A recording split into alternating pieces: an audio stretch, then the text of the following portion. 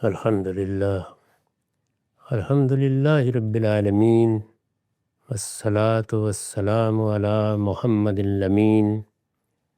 اعوذ باللہ من الشیطان الرجیم بسم اللہ الرحمن الرحیم۔ خواتین و حضرات، ہم سورہ نمل کی آیت 24 کا مطالعہ کر رہے ہیں۔ اس میں ہدہد نے ملکہ سبا اور اس کے ملک کے لوگوں کے مذہب پر تبصرہ کیا ہے۔ یعنی اس نے جب سیدنا سلیمان کو آ کر یہ بتایا کہ میں سبا کا ملک دیکھ کے آیا ہوں، اس ملک میں بڑی شان و شوکت ہے، وہاں ایک عورت حکومت کر رہی ہے، اس کے پاس دنیا کی سب نعمتیں ہیں، اور اس نے اپنی جلالت اور اپنی عظمت کا اظہار اپنے تخت سے کر رکھا ہے۔ بڑا غیر معمولی اس کا تخت ہے، اس کے زر و جواہر، اس کا سونا چاندی بتا رہا ہے کہ وہ کس درجے کا ملک ہے اور کس درجے کی قوم ہے۔ اس کے ساتھ اس نے یہ بھی بتایا کہ میں نے ان کو مذہبی لحاظ سے اس طرح کا پایا ہے۔ سیدنا سلیمان کی حکومت ایک پیغمبر کی حکومت تھی، بلکہ جس طرح کہ میں نے عرض کیا وہ حکومت الہیہ تھی۔ یعنی جب پیغمبر زمین پر حکومت کرتا ہے تو وہ اللہ تعالیٰ کی براہ راست نگرانی میں ہوتی ہے، آخری فیصلہ آسمانی سے صادر ہوتا ہے، اس میں اگر کوئی مشکل پیش آئے تو آسمانی کی طرف رجوع کیا جاتا ہے، اور اللہ تعالیٰ نے اسی بات کو ایک موقع پر بیان کیا ہے قرآن مجید میں کہ جب یہ حکومت قائم ہوتی ہے اور اس طرح خدا کا پیغمبر زمین پر ہوتا ہے تو پھر میں قریب ہوتا ہوں، یعنی معاملات کو براہ راست دیکھ رہا ہوتا ہوں۔ اس وجہ سے بے تکلف اگر کوئی مسئلہ پیش آئے تو وہ میرے سامنے پیش کر دیا جائے، میں اس کا جواب دوں گا۔ تو یہ صورتحال ہے جس میں بنی اسرائیل کے ہاں یہ عظیم سلطنت قائم ہوئی، اور اس میں سلیمان و داؤد حکومت کر رہے تھے۔ میں نے عرض کیا کہ جب ان کو یہ بتایا گیا کہ وہاں ایک بڑی سلطنت، بڑی حکومت، بڑی ریاست ہے، اس کی یہ نوعیت ہے، تو اس کے ساتھ چونکہ پیغمبر کی حکومت ہے تو ان کے مذہبی رجحانات بھی اس نے بیان کر دیے۔ وجدتھا وقومھا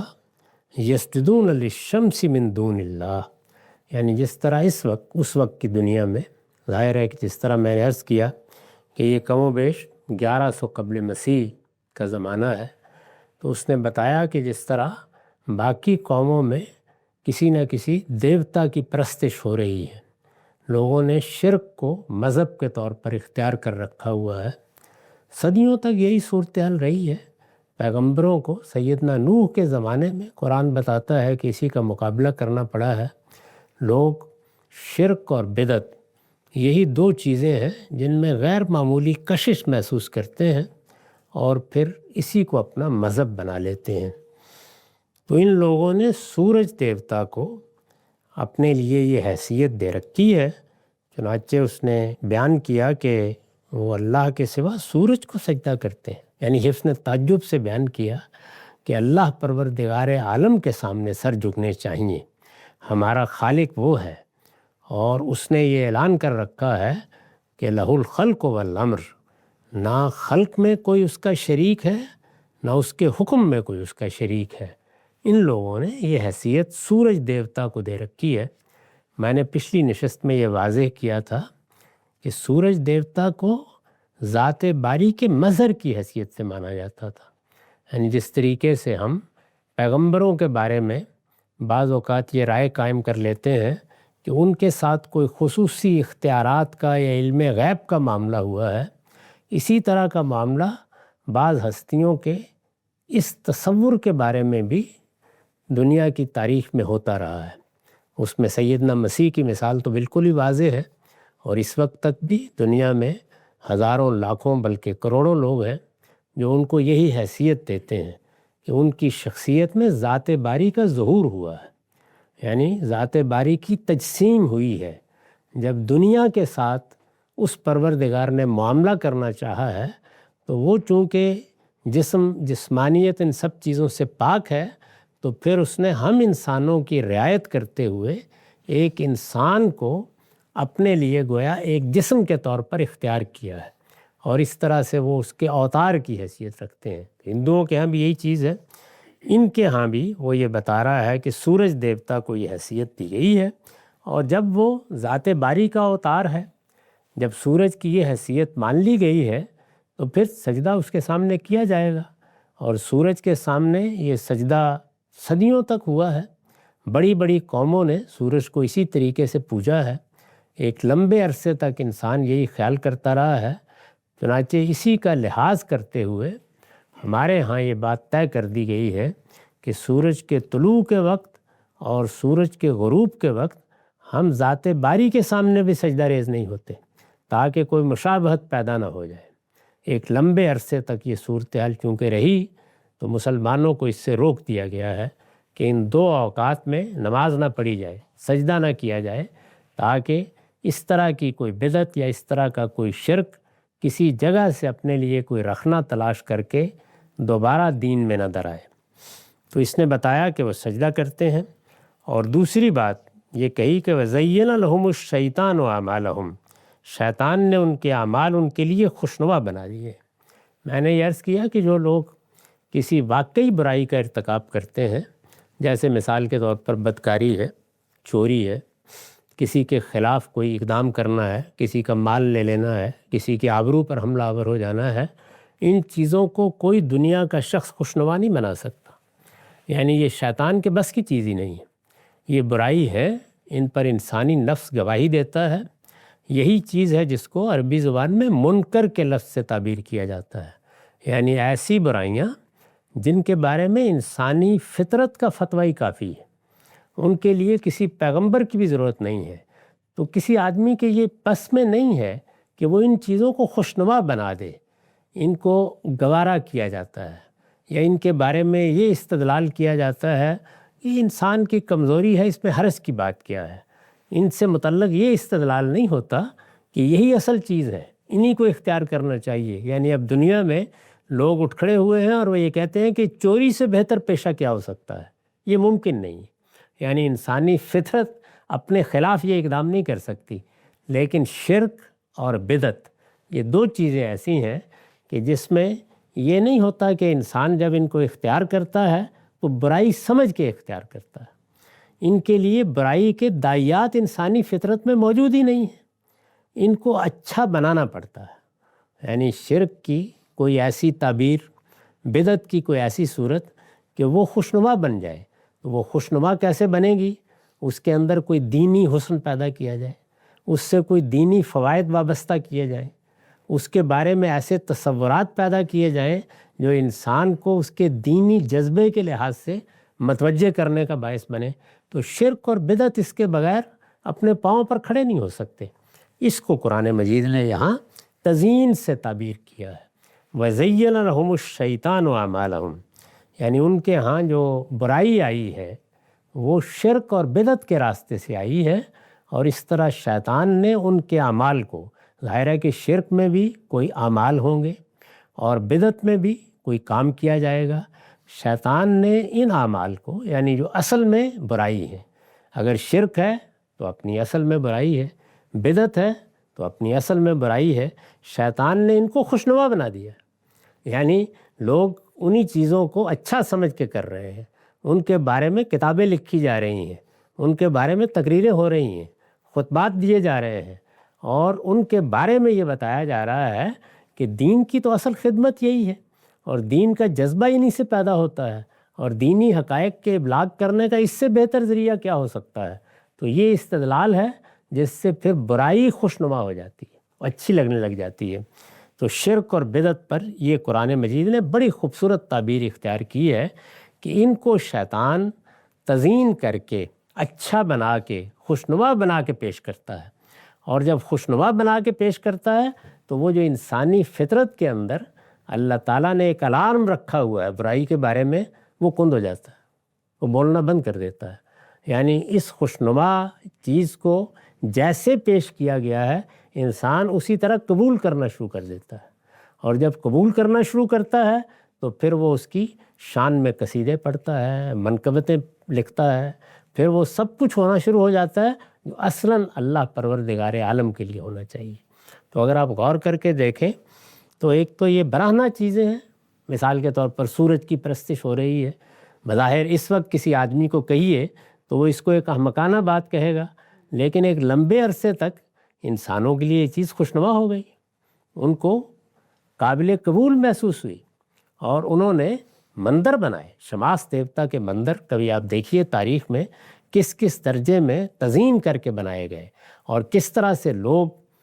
ان دیوتوں کو، ان دیوتاؤں کو کس طریقے سے ایک خاص حیثیت اور خاص مقام دیتے تھے، اور پھر کس طرح سے ان کے لیے بھجن گائے جاتے تھے،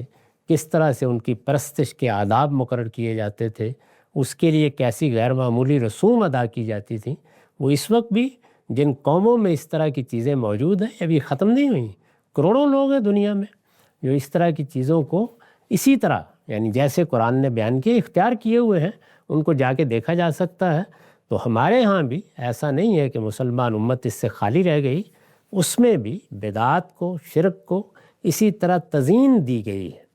ان کو ایک خوبصورت چیز بنا دیا گیا ہے۔ آپ جتنے بڑے انحرافات ہیں ان میں سے جس کو دیکھیں گے اس کے حق میں ایک پوری تقریر ہوگی، تقلید کے حق میں، تکفیر کے حق میں، امامت کے حق میں، تصوف کے حق میں، اور اسی طرح سے دین کی سیاسی تعبیر کے حق میں اس کے ساتھ ایک غیر معمولی محبت پیدا کی جاتی ہے، پھر اس کے فوائد بیان کیے جاتے ہیں، اسے انسان کے اندر جو جذبہ رکھا گیا ہے، مذہبی جذبہ، اس جذبے کے ظہور کا ذریعہ بتایا جاتا ہے، اور پھر اس کے فوائد اور اس کے منافع وہ موضوع بن جاتے ہیں۔ لیکن اگر اصل کے لحاظ سے دیکھیے تو بدعت ہے، اصل کے لحاظ سے دیکھیے تو شرک ہے۔ تو شرک اور بدعت یہ دو چیزیں ہیں جن سے متعلق اسی لیے اللہ تعالیٰ نے، اللہ کے پیغمبروں نے، قرآن نے جگہ جگہ متنبع کیا ہے کہ یہ اس طرح برائی کے طور پر سامنے نہیں آئیں گے جس پر تمہارا ضمیر گواہی دیتا ہے، جس پر تم اپنے باطن سے متنبع ہو جاتے ہو۔ ان کو شیطان تزئین دے دیتا ہے، ان کو خوشنما بنا دیتا ہے، ان کو آراستہ کر کے پیش کرتا ہے، اور جب پیش کرتا ہے تو اس کا لازمی نتیجہ آگے بیان کیا ہے۔ وَزَيَّنَ لَهُمُ الشَّيْطَانُ أَعْمَالَهُمْ، معاف کیجیے گا، شیطان نے ان کے اعمال، یعنی ان کی یہ بدعتیں، ان کا یہ شرک، شیطان نے ان کے اعمال ان کے لیے خوشنما بنا دیے ہیں، ان کی تزئین کر دی ہے، ان کو بہت اچھا کر کے پیش کیا ہے، ان کو خود دین بنا کے پیش کر دیا گیا ہے۔ اس کا نتیجہ کیا نکلا ہے؟ فَصَدَّهُمْ عَنِ السَّبِيلِ، یعنی انسان کو اس دنیا کے اندر سب سے بڑھ کر جس چیز کی حاجت ہے وہ صراط مستقیم ہے، دین کی سیدھی راہ۔ یعنی یہ اتنی غیر معمولی چیز ہے کہ ہمارے پروردگار نے ہماری نمازوں کے لیے جس دعا کا انتخاب کیا ہے وہ دعا ایک ہی جملے پر ہے، اہدنا الصراط المستقیم، پروردگار ہمیں سیدھی راہ دکھا دے۔ قرآن مجید میں جب اپنے دین کو بیان کیا ہے تو یہی لفظ اختیار کیا ہے، السبیل کا، اور ارشاد فرمایا انا ہدینہ السبیل، ہم نے انسان کے لیے راستہ واضح کر دیا ہے، اس کے لیے اب کوئی ابہام باقی نہیں رہا۔ جب یہ واضح کر دیا ہے تو سب سے بڑا شکر گزاری کا موقع یہی ہے کہ ہمیں ہدایت میسر ہو گئی، صراط مستقیم کی طرف ہماری رہنمائی ہو گئی۔ تو ارشاد فرمایا کہ شیطان نے جب ان کے اعمال ان کے لیے خوشنما بنا کے پیش کیے ہیں تو شرک اور بدعت کو اختیار کر لینے کا نتیجہ کیا نکلا ہے؟ دین کی جو صحیح شرح ہے، یعنی آخرت تک پہنچنے کی شرح، توحید پر گامزن رہنے کی شرح، اس سے ان کو ہٹا دیا۔ اس کا لازمی نتیجہ یہ نکلتا ہے وہ سمجھ رہے ہوتے ہیں کہ ہم تو جنت کا سفر کر رہے ہیں، لیکن حقیقت میں وہ جہنم کا سفر کر رہے ہوتے ہیں، اور انہیں صحیح راہ سے روک دیا ہے، اور فرمایا کہ فہم لا یہتدون، سو راستہ نہیں پا رہے۔ یعنی اس کا تبصرہ یہ ہے، یہ اس نے آ کے اپنی رپورٹ پیش کی۔ اب جب اس کی بات یہاں تک پہنچی ہے، قرآن مجید نے اس کو نقل کیا ہے، ظاہر ہے کہ یہ اس کے قول کی حکایت تھی، تو قرآن مجید میں کئی جگہوں پر اس کی مثالیں ہیں، اور یہاں پھر وہی چیز ہوئی ہے کہ اس کی بات میں اپنی بات ملا کے، جیسے کہ ایک بات بیان ہو رہی تھی اس کو قرآن نے مکمل کر دیا ہے، تو آگے تضمین ہے، یعنی وہ اب ہد کی بات نہیں ہے۔ اللہ یسجدوا للہ الذی، یعنی جب اس نے یہ کہا کہ وہ شیطان کے راستے پر چل رہے ہیں، شیطان نے ان کے اعمال ان کے لیے خوشنما بنا دیے ہیں، وہ سورج کے سامنے سجدہ ریز ہو رہے ہیں، اتنے بڑے شرک میں مبتلا ہو گئے ہیں، اس طرح شیطان نے ان کو صحیح راہ سے روک دیا ہے، تو اس سے ملا کر کہا یقیناً شیطان ہی نے روک دیا ہے، یعنی انسان کو شیطان ہی اس راہ پر لے جاتا ہے، وہ اسی راہ پر تو بیٹھا ہوا ہے، یہ اسی کا کام ہے۔ تو یہاں سے آگے گویا تضمین ہے، میں نے لکھا ہے کہ یہاں سے آگے تضمین ہے، اللہ تعالیٰ نے ہدہد کی بات کے ساتھ اپنی بات کو ملا کر اسے مطابق حال کر دیا، یعنی ایک بات نقل ہو رہی تھی،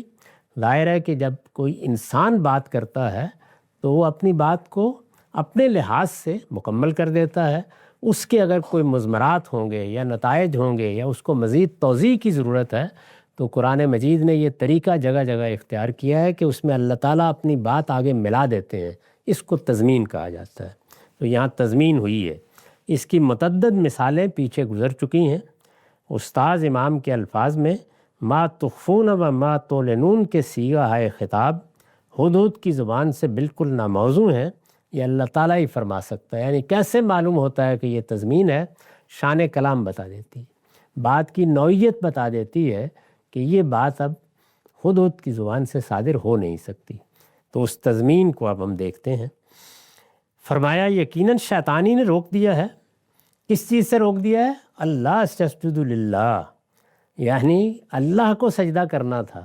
اپنے پروردگار کو سجدہ کرنا تھا، سجدے کا سزاوار وہی تھا، یہ اسی کے شایان شان تھا کہ اس کے سامنے اس کے بندے اپنا سر جھکا دیں۔ شیطان نے روک دیا ہے، جب اس نے سورج کے سامنے سجدہ کرا دیا تو بظاہر توجیہ یہ کی جا رہی ہوتی ہے کہ یہ ذات باری کا اوتار ہے، تو ہم تو اسی کو سجدہ کر رہے ہیں۔ فرمایا شیطانی نے روک دیا ہے کہ وہ اللہ کو سجدہ نہ کرے، یعنی جس وقت انسان بدعت اور شرک اختیار کرتا ہے تو جیسے کہ ایک روایت میں آتا ہے کہ اس کے ساتھ ہی ایک سنت کی وفات ہو جاتی ہے۔ یہاں یہ بتایا کہ جیسے ہی انسان شرک اور بدعت کو اختیار کرتا ہے تو اس کے لازمی نتیجے کے طور پر صراط مستقیم پر چلنے کی سعادت سے محروم ہو جاتا ہے، اس کا لازمی نتیجہ یہ ہے۔ شیطانی نے روک دیا ہے کہ وہ اللہ کو سجدہ نہ کریں۔ کون اللہ؟ یعنی اب مقابل میں رکھ کے بتایا کہ یہ سورج، یعنی اس کی وسیع کائنات میں، اس زمانے میں تو شاید انسان کوئی بڑی چیز اس کو سمجھتا ہو، اب تو ہم جانتے ہیں کہ کائنات کی وسعتیں کیا ہیں، اور اس کے اندر سورج کی حیثیت ایک ذرہ ناچیز کی، یعنی اس پروردگار کی کائنات میں، بلکہ یہ بتایا کہ تم تو ایک کائنات کا مشاہدہ کرتے ہو، اس کے سوا 6 اور بھی ہیں، اس کی کائنات میں یہ ایک سیارہ ہے، اس سے زیادہ کوئی حیثیت نہیں ہے اس کی، یعنی اس کی وسعتیں اور اس کی قوت اور اس کی حدت یہ ان سیاروں کے اور ستاروں کے مقابلے میں کوئی حیثیت ہی نہیں رکھتی جو بے شمار کہکشانوں میں یعنی ناقابل شمار موجود ہے۔ تو یہ بیان کر دیا، تو یہ بتایا کہ وہ اللہ کو سجدہ نہ کریں۔ کون اللہ؟ الذی یخرج الخبأ فی السماوات والارض، جو زمین اور آسمانوں کی چھپی ہوئی چیزوں کو نکالتا ہے۔ یعنی یہ زمین اور آسمان اگر حقیقت کے لحاظ سے دیکھیں تو کیا ہے؟ مادے کا ڈھیر، لیکن اسی مادے کے اندر بالقوہ جو چیزیں چھپی ہوئی ہیں وہ ان کو نکال دیتا ہے۔ یعنی اسی مادے کے اندر سے تم دیکھتے ہو کہ پرندے چہچہاتے ہوئے نکل کھڑے ہوئے ہیں، انسان ارسطو افلاطون بن کر نکل کھڑا ہوا ہے، اسی کے اندر سے یہ سورج، چاند اور کہکشانیں نکل آئی ہیں۔ تو وہ کیا کرتا ہے؟ جو زمین اور آسمانوں کی چھپی ہوئی چیزوں کو نکالتا ہے۔ میں نے لکھا ہے یعنی آسمان میں سورج، چاند، ستارے، اور زمین میں درخت، نباتات، دریا، سمندر اور چشمے وغیرہ جو پیدائش سے پہلے نامعلوم کہاں چھپے ہوئے تھے، یعنی یہ سب کچھ نکل آتا ہے باہر، سب کچھ ہمارے سامنے جلوہ تراز ہو جاتا ہے، لیکن حقیقت کے لحاظ سے دیکھیں تو اس سب کو اگر ڈھا دیا جائے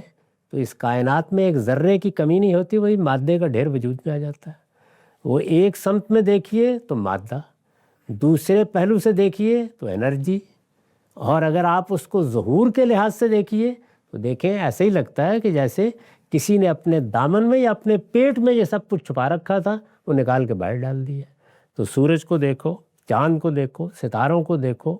اور زمین پر نگاہ ڈال کے یہ جمادات، نباتات، حیوانات، پھر خود انسان، اور پھر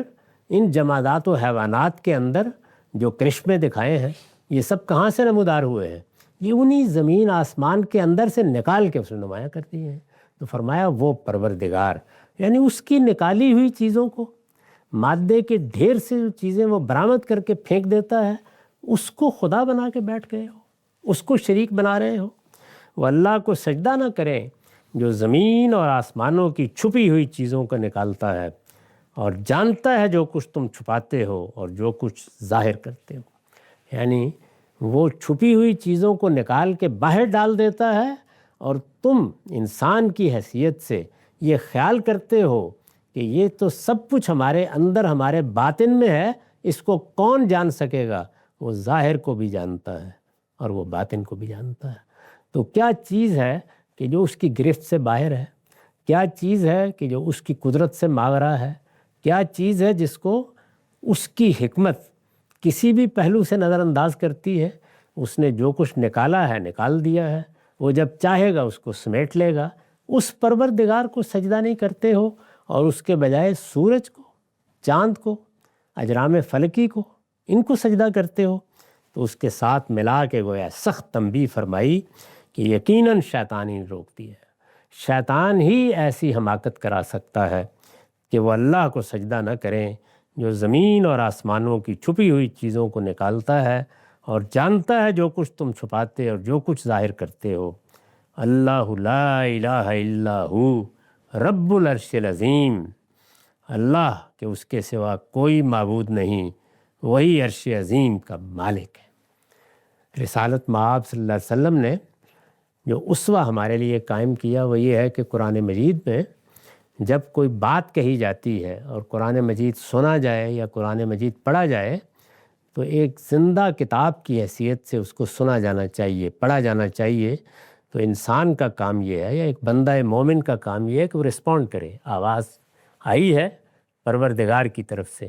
تو قرآن مجید میں مثال کے طور پر کوئی عذاب کی آیت آئی ہے تو یہ تلقین فرمائی آپ نے، تو اس کے جواب میں آدمی اللہ کے عذاب سے پناہ مانگے۔ کوئی رحمت کی آیت آئی ہے تو اللہ تعالیٰ کی رحمت کے لیے اپنے لیے دعا کرے۔ یہ بندہ مومن کا قرآن سے زندہ تعلق ہے۔ ایسے ہی یہاں پر سجدہ زیر بحث آ گیا ہے۔ تو بہت سی جگہوں پر رسالت مآب صلی اللہ علیہ وسلم نے یہ نمونہ قائم کیا کہ قرآن کی بات کا جواب دینے کے لیے اپنا سر اس موقع کے اوپر جھکا دو۔ تو یہ وہ ہیں سجود جو عام طور پر آپ نے دیکھا ہوگا کہ تراویح میں جب قرآن پڑھا جاتا ہے یا تلاوت ہوتی ہے تو سجدہ ریز ہو جاتے ہیں۔ تو اس مقام پر بھی اسی طرح حضور سجدہ ریز ہوئے ہیں، تو اس کو عام طور پر بیان کیا جاتا ہے۔ اس کی حیثیت یہی ہے، قرآن مجید پڑھا جا رہا ہے، قرآن مجید میں جو بات کہی جا رہی ہے اس کو ایک زندہ کلام کی حیثیت سے سن کر رسپونڈ ہونا چاہیے۔ تو یہ ہے جو بیان کیا گیا ہے۔ اللہ لا الہ الا هو رب العرش العظیم، اللہ کہ اس کے سوا کوئی معبود نہیں، وہی عرش عظیم کا مالک ہے۔ یہ دیکھیے بات ختم کہاں کی ہے، اس نے کہاں ختم کی تھی؟ اس خاتون کو میں دیکھ کے آیا ہوں، وہ حکومت کر رہی ہے، اس کے پاس سرمایہ بھی ہے، اس کے پاس طاقت بھی ہے، اس کی بڑی جلالت ہے، اس کی بڑی عظمت ہے، اس کی ایک عظیم سلطنت ہے اور اس کا تخت بہت بڑا ہے۔ تو یہاں پر جب تضمین ہوئی تو خاتمہ کہاں کیا ہے کہ اللہ لا الہ الا ہو رب العرش العظیم، یعنی یہ دنیا کے عرش کیا ہیں اور یہ تخت کیا ہیں، یہ سلطنتیں کیا ہیں، وہ ہے جو اصل میں عرش عظیم کا مالک ہے، اس کی بادشاہی اس کائنات پر ہے۔ تو اس طرح سے گویا ہدہد نے جو آ کے رپورٹ پیش کی تھی اس کو اللہ تعالیٰ نے اس کی معنویت کے لحاظ سے مکمل کر دیا۔ قَالَ سَنَنظُرُ أَصَدَقْتَ أَمْ كُنْتَ مِنَ الْكَاذِبِينَ، سلیمان نے کہا ہم ابھی دیکھ لیتے ہیں، یعنی چونکہ وہ بتائے بغیر گیا تھا اور ایک پیریڈ کے موقع پر گیا تھا، تو انہوں نے یہاں تک بات چھوڑی نہیں، فرمایا کہ ہم ابھی دیکھ لیتے ہیں کہ تم سچے ہو یا جھوٹ بول رہے ہو، یعنی بہانہ بنا رہے ہو۔ سننظر اصدقت ام کنت من الکاذبین، سلیمان نے کہا ہم ابھی دیکھ لیتے ہیں کہ تم سچے ہو یا جھوٹ بول رہے ہو۔ اذهب بکتابی ھذا فَأَلْقِهِ إِلَيْهِمْ ثُمَّ تَوَلَّ عَنْهُمْ فَانظُرْ مَاذَا يَرْجِعُونَ، میرا یہ خط لے کر جاؤ، یعنی تم یہ اطلاع لے آئے ہو، تم نے آ کے معلومات دے دی، اب ہم معلوم کریں گے کہ تم جو خبر لائے ہو وہ صحیح خبر ہے، تو یہ میں خط لکھ رہا ہوں، یہ لے جاؤ اور اسے ان کی طرف ڈال دو۔ جس طرح عام طور پر کبوتر جب پیغام لے کے جاتے تھے تو ایسے ہی لوگ اس کو کھول لیتے تھے، تو اس کو کہا گیا کہ اس کو اپنی چونچ میں پکڑ کے لے جاؤ اور وہاں ڈال دو، جا کے اسے ان کی طرف ڈال دو۔ ثم تولّ عنہم، پھر واپس نہیں آؤ گے، وہاں ہٹ کر کھڑے ہو جاؤ، پھر ان سے الگ ہٹ جانا، پھر دیکھنا کہ وہ کیا رد عمل ظاہر کرتے ہیں، یعنی وہ اس کے جواب میں کیا اقدام کرتے ہیں، کیا کہتے ہیں، تو یہ ذرا ہم دیکھنا چاہتے ہیں کہ کیا ہوتا ہے۔ تو انہوں نے خط لکھا اور بھیج دیا۔ اس پر وضاحت ہے، مطلب یہ ہے کہ خط ڈال کر فوراً واپس نہ آ جانا، بلکہ یہ دیکھنے کی کوشش بھی کرنا کہ اس خط کو پا کر وہ لوگ کیا کہتے ہیں، یعنی میں پوری رپورٹ لینا چاہتا ہوں، میرا خط لے کے جاؤ اور پھر اس کے جواب میں وہ کیا رد عمل ظاہر کرتے ہیں، کیا بات کرتے ہیں، اس کا کیا اثر ان پر ہوتا ہے، وہ میں جاننا چاہوں گا۔ قالت یا ایھا الملأ انی القی الی کتاب کریم۔ اب ظاہر ہے کہ اس کے بعد یہ بیان کرنے کی ضرورت نہیں ہے کہ ہدہد نے پھر پرواز کی، وہ اپنا خط لے کے گیا، اس نے وہ خط جا کے ڈال دیا۔ جب وہ خط وہاں پڑھا گیا تو ملکہ نے کیا کہا، ملکہ کو خط ملا تو اس نے درباریوں سے کہا، قالت ایھا الملأ انی القی الی کتاب کریم۔ اے اہل دربار، یعنی ظاہر ہے کہ بادشاہوں کے ہاں ان کے دربار میں ان کے اعیان و اکابر ہوتے ہیں، تو اس نے اپنے دربار میں خط ملا، پڑھ لیا، ان سے کہا، اہل دربار، ایک گرامی نامہ میرے پاس ڈالا گیا ہے، کتاب کریم، یعنی بڑی جلالت والا ایک خط میرے نام آیا ہے، یہ سلیمان کی طرف سے ہے، انہ من سلیمان و انہ بسم اللہ الرحمن الرحیم، یہ سلیمان کی طرف سے ہے اور یہ اللہ رحمان و رحیم کے نام سے ہے۔ تو اس نے خاص طور پر اس کا ذکر کیا کہ ایک بڑا ہی پاکیزہ کلمہ ہے جس سے خط کی ابتدا ہو رہی ہے، اور وہ کلمہ ہے بسم اللہ الرحمن الرحیم۔ تو خط اس نے ڈالا تو ظاہر ہے کہ اب اس کے بعد اس نے رد عمل دیکھنا ہے، تو اس موقع کے اوپر جو گفتگو ہوئی وہ قرآن نے نقل کی ہے کہ اس نے درباریوں سے کہا کہ ایک گرامی نامہ میرے پاس ڈالا گیا ہے۔ میں نے عرض کیا کہ اس کے لیے اصل میں کتاب کریم کے الفاظ ہیں، میں نے لکھا ہے اصل میں کتاب کریم کے الفاظ آئے ہیں، اس کے صاف معنی یہ ہے کہ حضرت سلیمان کی عظمت و جلالت سے وہ لوگ پوری طرح واقف تھے، یعنی ان کے ہاں پہلے سے ان کا نام پہنچا ہوا تھا، ان کے بارے میں کچھ خبریں بھی ہوں گی، پوری طرح واقف تھے۔ نیز یہ بات بھی واضح ہے کہ ملکہ اور اس کے درباریوں کو خط کے ایک پرندے کے ذریعے سے ڈالے جانے پر کوئی تعجب نہیں ہوا۔ اس کی وجہ یہ ہے کہ اس زمانے میں نامہ بری کا یہ طریقہ معلوم و معروف تھا، یعنی اس میں زیادہ تر خطوط، لمبے فاصلوں کے خطوط پرندوں ہی کے ذریعے سے بھیجے جاتے تھے۔ یہ چیز تو ہمارے ہاں بر صغیر میں اور دنیا کی دوسری قوموں میں خود فوجوں کی نقل و حمل کے موقع کے اوپر رہی ہے، اور پرندے باقاعدہ سدائے جاتے تھے،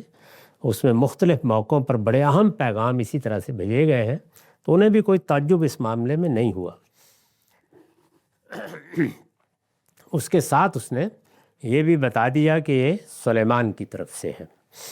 اس پر میں نے لکھا ہے، یہ سلیمان علیہ السلام کے خط ہی کا پہلا جملہ ہے۔ ہم جب قدیم خطوط کا مطالعہ کرتے ہیں تو یہ معلوم ہوتا ہے کہ اس میں سب سے پہلے یہی لکھا جاتا ہے۔ خود رسالت مآب صلی اللہ علیہ وسلم کے جو خطوط مختلف حکمرانوں کے نام اب مل گئے ہیں یا وہ پڑھے جا سکتے ہیں، تو اس میں بھی سب سے پہلے یہی جملہ ہوتا ہے کہ یہ خط کس کی طرف سے ہے، یعنی اس میں پہلا جملہ یہی ہوتا ہے، یہ محمد الرسول اللہ کی طرف سے ہے، یہ سلیمان کی طرف سے ہے۔ تو یہ معلوم ہوتا ہے کہ اس نے بھی پہلا جملہ پڑھ کے سنایا۔ قدیم زمانے میں سلاطین و امراء کے خطوط و فرامین